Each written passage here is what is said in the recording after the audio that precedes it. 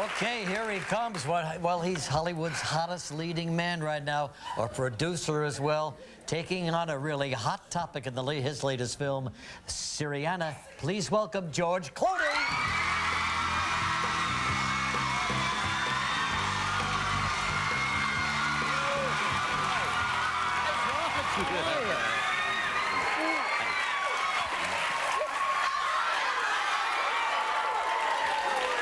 Excuse us.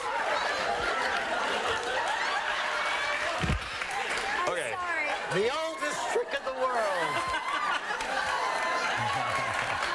Hang on a minute. Hang on. Don't talk. See, now, not only does George have a restraining order out against me, now it's going to be my jewelry, too. I'm going to tell you something. Regis was reading the announcement, your introduction, and he said he's the hottest leading man today, and a woman in the front row goes, I know it's George Clooney. He actually said that. Unfortunately, she knew that it was my you. mother. I pay her to say that. How you doing, George? You're looking terrific. You really are. Feeling good. I should have worn my tie, apparently. Would have helped a little bit, but I'll do that for you.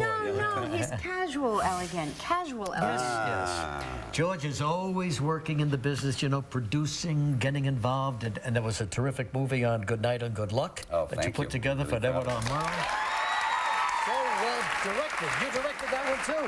Yeah, wrote it, directed That shot, they got of you, you know, and you're counting down, and then it's so well done. And George frequently has like 2 movies at the same time in the theaters. Yes, because I need the money. Yes, you know why he needs the money? Because he is opening a gambling casino and resort hotel in Las Vegas called Las Ramblas. No. Las Ramblas. Hey. Oh my gosh! So It'd be nice. Well, you know, maybe you'll come and sing a little. Why not? I think that'd be a fun thing. That'd be fun, George. I am so coming with you. When you did the Oceans 11 and 12 movies, is that what attracted you to maybe opening your own? Well, I was spending a lot of time in Vegas when we were doing Oceans 11, and Randy Gerber is a good friend of mine, and I started talking about the idea that it would be nice to have one place there. They have a lot of things going in Vegas, and there really isn't a lot of room for too much more, but I always felt like I'd like to have a casino the way when I used to watch Rosemary sing, which is you got dressed up. You know, you put on a jacket, you know, the old world, the old wouldn't that style. be great? Remember those days in Vegas? They were just fabulous. But how are you going to control, you know, what comes in the door? I'm not quite sure. Card them, first of all. Card them all. Everybody gets carded. No tube tops and flip-flops. Is it going to be a big, major hotel? It's a major hotel. The casino itself is actually, the hotel and casino is actually small, and that's the thing that we were working on, and the rest of it's quite large. Yeah. George, honestly, George is like from another time, another era. Is it so? Does that mean that I'm old? Is that what you're saying? It's magnificent. You're so elegant and glamorous. And Yes, you're like a movie me. star. That's me. I'll do anything to get into your club. Anything. Oh, we have a little bunny tail that you have to wear. And why Las Ramblas? What is that? It's named after basically after the street in Barcelona that has that great street down the middle with all the kiosks and things in the middle. Oh, And that's okay. sort of the design of this. Oh, great. So it should be really fun. Boy, this is a multi-million-dollar venture. It's a $3 billion. $3 billion. Yeah. George, you're doing well. It's not. George is doing. I'm only George putting is up all right. half the money. I made it off of Good Night and Good Luck. Because a black and white film's a big payday, as you can imagine. Oh my gosh! Well, that's very, very exciting. So now here, Thanksgiving came and went in your house. Does your pig? He's got a pig that lives with him named Max. Yeah. Right, Max the Now does pig. Max get a little nervous Around the holiday season? Well, you know, because I always can threaten, you know, the apple in his mouth, and he starts to sweat a little bit. Let me ask you something. When you come home at night, Yes. does the pig come to greet you like a dog would? Well, sometimes I do, but sometimes I just bring him a cup. I will say this, and I don't know how to answer what you just said. But I will say this. Yes, he does. He comes and checks in every once in a while. Yeah. Yeah, and I call him my earthquake survival kit. Anyway. The big one hits, you know, Hey. Can't eat a good pig like that all at once, you know. Is he getting bigger through the years? Yeah, aren't we all? How big is your pig? That's a little personal. Look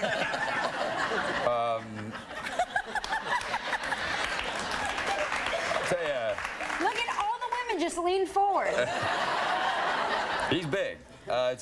He's about 300 pounds. 300 pounds now. I know, that's the funniest thing, you know, when I got him 1988, and he was this big, you know, and they go, hey, miniature pigs. Yeah. And he's miniature compared to, like, a prize-winning hog. Yes, absolutely. Now, does he want to sleep with you at night? Well, who doesn't? Did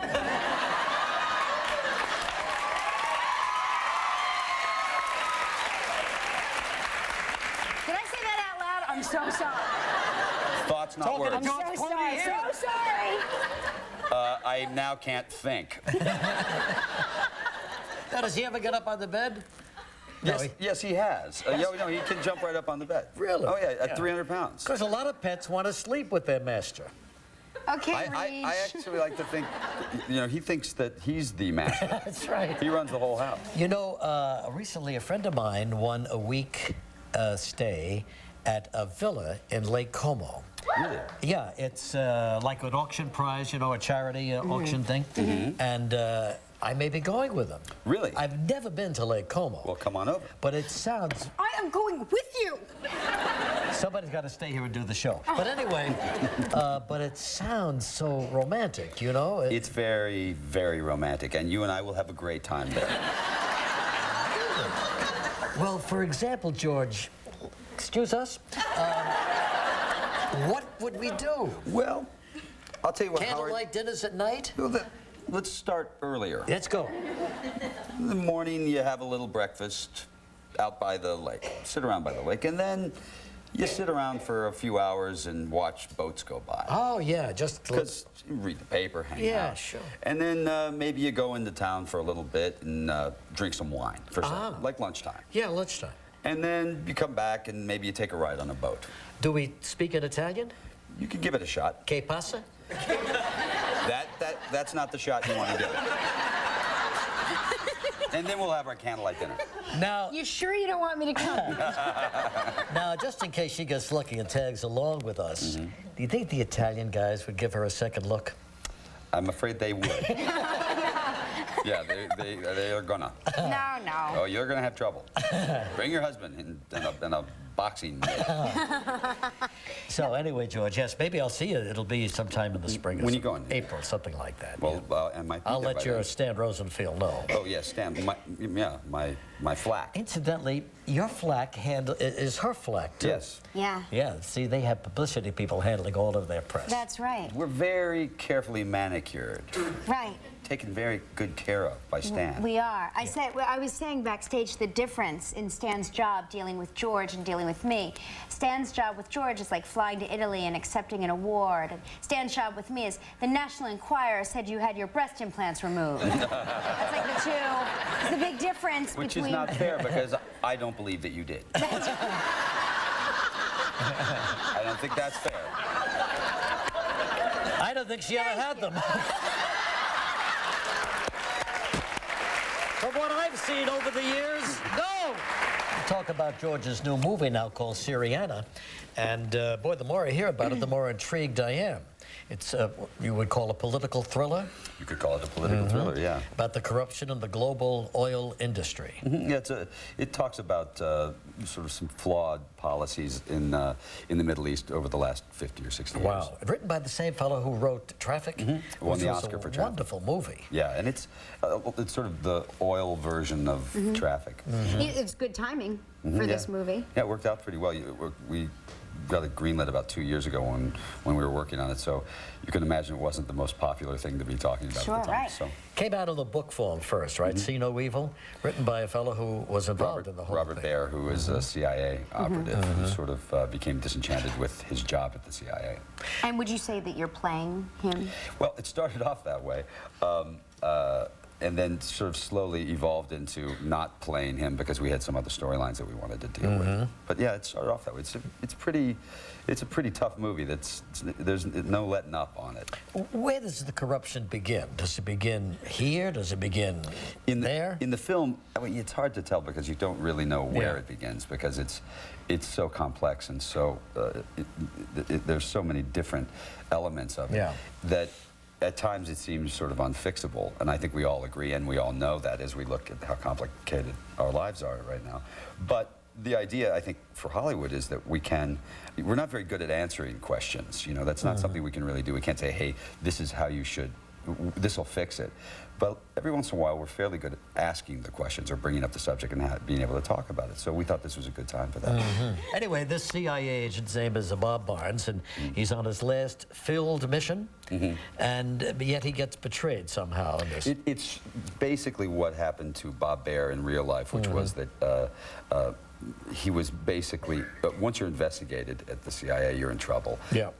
You're pretty much finished, and he sort of got ultimately investigated. Well, this is the scene we're going to show now. That he's been investigated, and now he is looking for some answers. Right. Take a look at Syriana.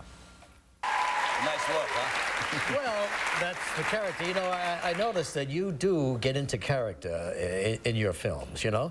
And you don't leave all that heavy beard and heavy weight on to other characters. You take it on yourself. Yeah. Good for you. And you look terrific now, but you gained some weight to do this role. 30 pounds in 30 days. Wow. The depressing part is that you can put on 30 pounds in 30 days.